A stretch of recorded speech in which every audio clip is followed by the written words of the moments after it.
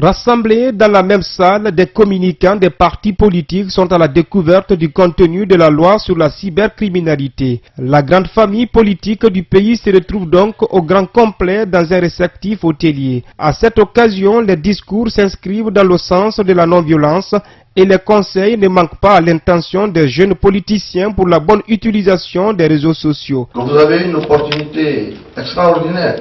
Il ne faut pas gâcher cela dans des débats stériles.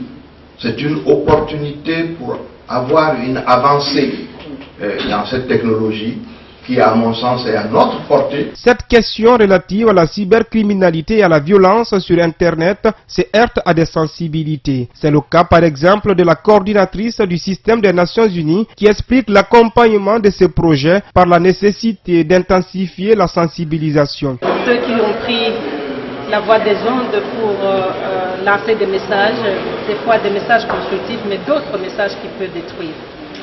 Et c'est sur ça que nous sommes sensibles en tant que système des Nations Unies. Et c'est sur ça que nous voudrions réellement que les partis politiques soient informés et qu'ils connaissent les limites.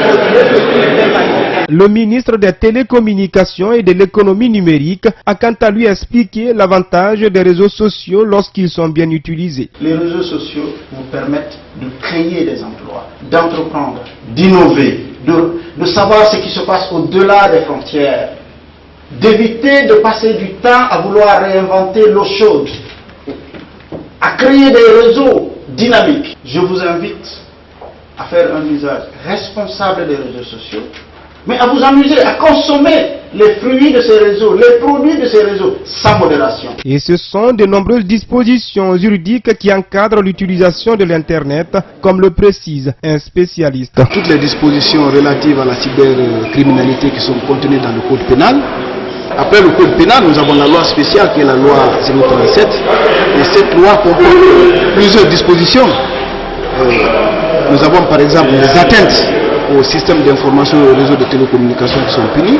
Au terme de ces 3 jours de formation, les responsables de la cellule Balai citoyen de Guinée aspirent à l'amélioration de la qualité de la communication de tous les participants sur les réseaux sociaux.